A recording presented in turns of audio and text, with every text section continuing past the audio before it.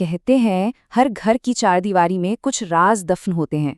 आज हम एक ऐसे ही घर की कहानी में झांकने वाले हैं जो बाहर से तो बिल्कुल शांत लगता है, लेकिन अंदर एक बहुत ही गहरा और खौफनाक राज छुपाए बैठा है। तो सवाल यही है, साहनी परिवार के उस घर की दीवारों के पीछे आखिर ऐसा कौन सा राज था जो बाहर की दुनिया की नजरों से बिल्कुल ओझल था। चलिए कहानी की शुरुआत करते हैं एक बिल्कुल आम सी रात से। एक ऐसी रात जहां सब कुछ अपनी जगह पर था, या शायद ऐसा सिर्फ लग रहा था। ये है सुनीता। पिछले लगभग 2.5 महीने से वो मिस्टर साहनी की देखभाल कर रही थी। मिस्टर साहनी जो 7 साल से लकवे की वजह से बिस्तर पर थे। उनकी बेटी प्रियंका ने ही सुनीता को इस काम पर रखा था। काम बहुत सीधा साधा था, बस टाइम पर खाना पीना और दवा देना। लेकिन क्या सच में सब कुछ इतना ही सीधा था? फिर एक रात प्रियंका ने सुनीता से कुछ अजीब सी गुजारिश की। बोली, एक बहुत जरूरी मीटिंग है, तो क्या वो रात में घर पर ही रुक सकती है? सुनीता का दिल तो नहीं मान रहा था, पर वो मना भी नहीं कर पाई। उसे क्या पता था कि उसका ये एक हाँ बोलना उसकी जिंदगी की सबसे बड़ी और आखिरी गलती साबित होने वाला था। और बस यहीं से वो एक आम सी रात एक खौफनाक सपने में बदलने लगती है। शुरुआत होती है पहली अजीब घटना से। वक्त था रात का 1 बजे। घर में एकदम घना सन्नाटा पसरा हुआ था, इतना गहरा कि अपनी सांसों की आवाज भी गूंज रही थी। और फिर अचानक एक जोरदार आवाज ने उस सन्नाटे को तोड़ दिया। ऐसा लगा जैसे किसी ने कमरे की पुरानी घड़ी को पूरी ताकत से उठाकर सुनीता के दरवाजे पर दे मारा हो। पर सोचने वाली बात तो ये है, उस घर में सुनीता के अलावा था ही कौन? सिर्फ मिस्टर साहनी, और वो तो अपने बिस्तर से हिल तक नहीं सकते थे। तो फिर ये घड़ी ये दरवाजे तक आई कैसे?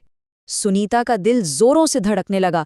वो घबराकर मिस्टर साहनी के कमरे की तरफ भागी, पर जैसे ही उसने दरवाजा खोला, उसके पैरों तले जमीन खिसक गई। वो इंसान जो सालों से 1 इंच भी नहीं हिला था, आज अपने बिस्तर पर बैठा हुआ था। ये कैसे हो सकता था? और इससे पहले कि सुनीता इस झटके से संभलती, उसने कुछ ऐसा देखा जिसने उसके होश ही उड़ा दिए। मिस्टर साहनी अब बिस्तर पर नहीं, बल्कि बिना किसी सहारे के खिड़की के पास खड़े थे। इस एक पल में सुनीता को समझ आ गया कि कुछ बहुत बहुत गलत है।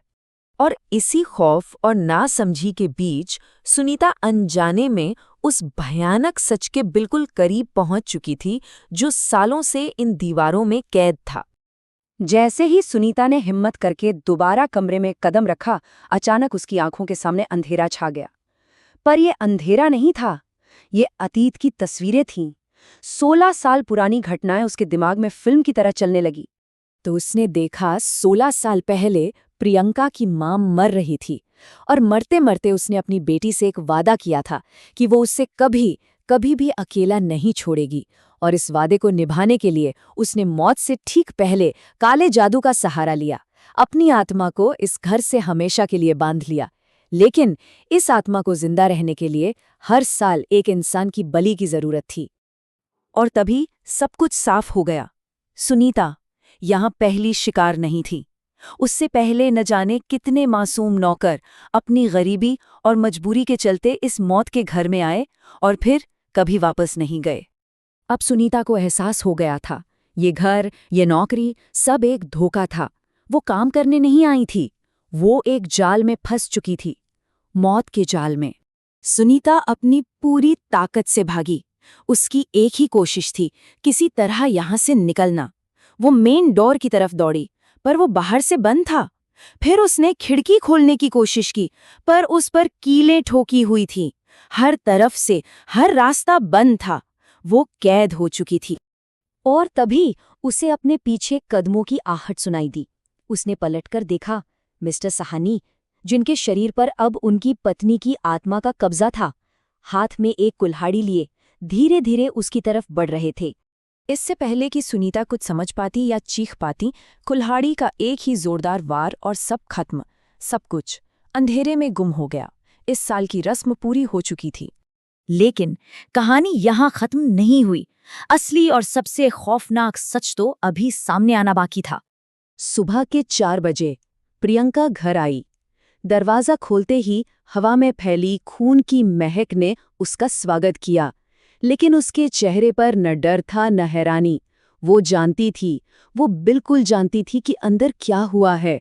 उसने सुनीता की लाश की तरफ देखा और उसके मुंह से सिर्फ एक लाइन निकली, पापा कभी निराश नहीं करते।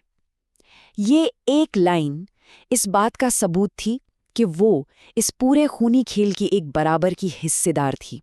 तो सोचिए, एक परिवार जो बाहर से इतना बेचारा और जरूरतमंद दिखता था, एक बेटी जो अपने बीमार बाप की देखभाल कर रही थी, असल में वो एक ऐसी भयानक रस्म को अंजाम दे रहे थे जो न जाने कब से चली आ रही थी, इंसानी बलि की रस्म।